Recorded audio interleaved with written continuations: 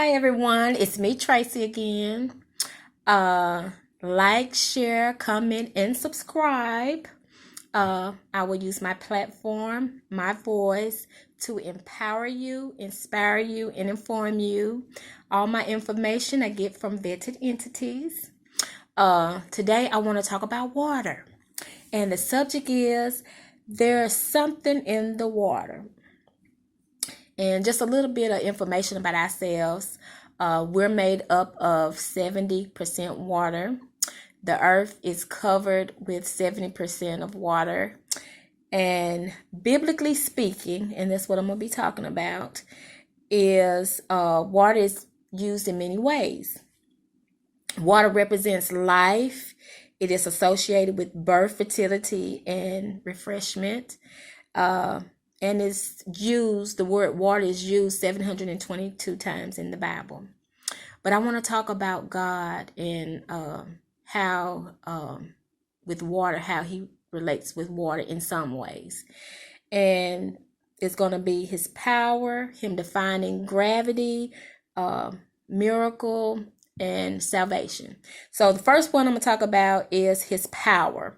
And the verse and chapter that I'm coming from is Exodus 14th chapter, the 21st and 22nd verse. So let's go there. Exodus 14, 21 and 22.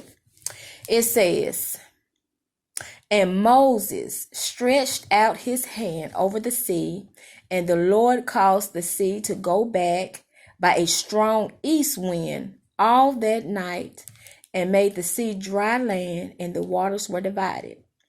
And the children of Israel went into the midst of the sea upon the dry ground, and the waters were a wall unto them on their right hand and on their left." Now they didn't walk in mud. The Lord said, God said it was dry. So they went over on dry ground. And could you imagine, walking and seeing all the fish and the creatures of the sea, and just his mighty power holding everything back so that they could cross over? That was just awesome. So the next one I'm going to talk about is defying gravity. And let's go over to Mathew 14th chapter, the 22nd through the 33rd verse. So let's go over to Matthew. All right. Put the cross all the way on over here. Okay, 22 through 33.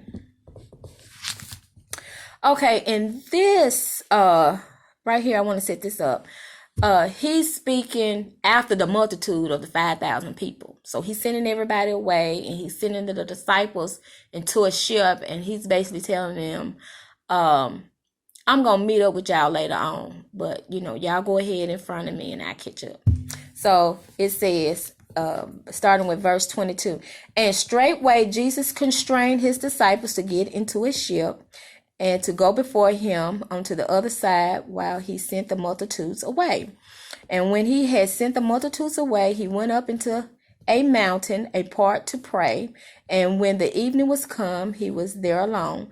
But the ship was now in the midst of the sea, tossed with waves, for the wind was contrary. And in the fourth watch of the night, Jesus went unto them walking on the sea. And when the disciples saw him walking on the sea, they were troubled, saying, It is a spirit. And they cried out for fear." They were scared. These grown men scared, y'all. "But straightway Jesus spake unto them, saying, Be of good cheer. It is I. Be not afraid." Like, y'all, it's me. Calm down. Ooh. And Peter answered him and said, "Lord, if it be thou, bid me come unto thee on the water." And he said, "Come." Just like the children. I want to do it. So Jesus was like, "Child, come on." And when Peter was come down out of the ship, he walked on the water to go to Jesus.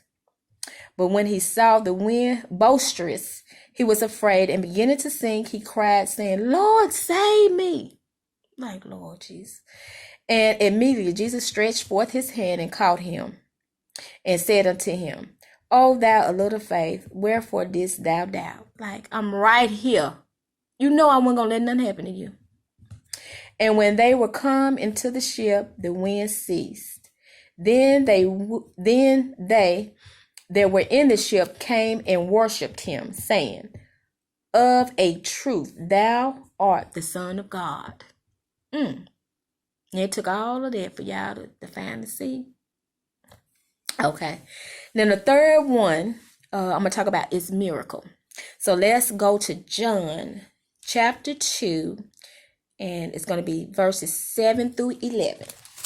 And I like this one. I've read this before, but I learned some more things from this time of reading it. And so I'm going to set it up. This is basically Jesus and the disciples was invited to a wedding. Well, Jesus' mother came to him and said, Jesus, they done ran out of wine. And Jesus like, what am I supposed to do about it? So his mother told the servants, y'all go get all the water pots and bring it to him. And whatever he tell y'all to do, y'all just do it, okay? Just do it.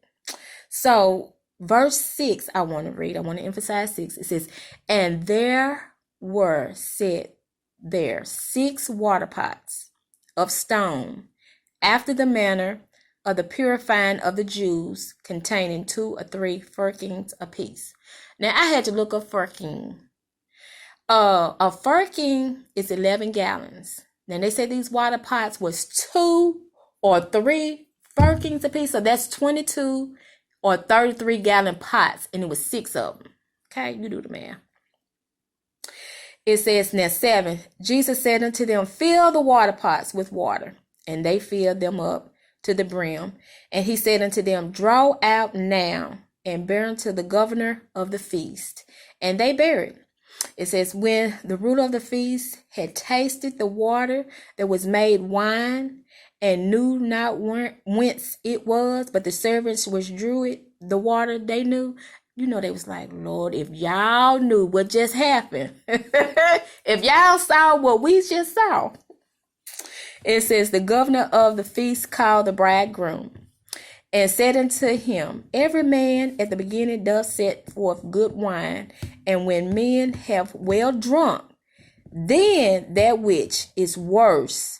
But thou hast kept the good wine until now. Like when the party is going or whatever, everybody drinking, but when people get a little tipsy, that's when they, bring out the cheap stuff. But this time, he's saying that they actually waited to the last to bring out the good.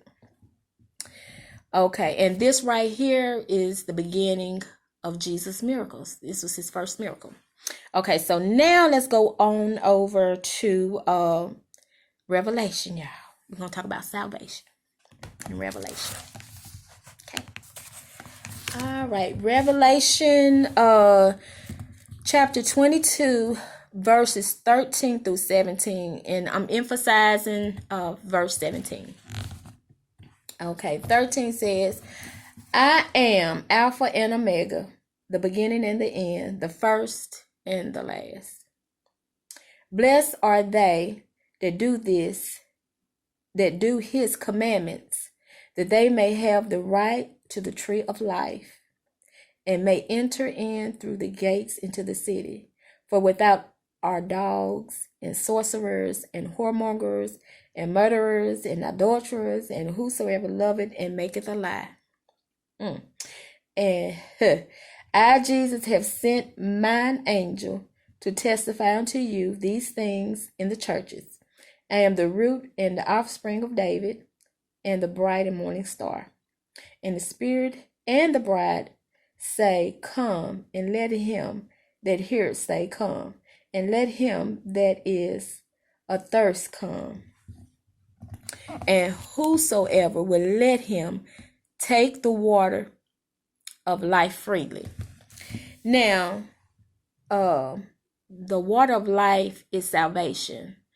And Jesus said, those that thirst, this water that I give you, you would thirst no more. And guess what? It's free.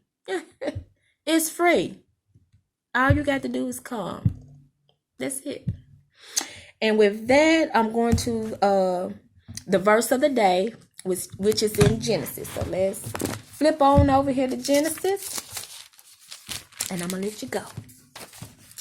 Okay, Genesis 1 and the second verse.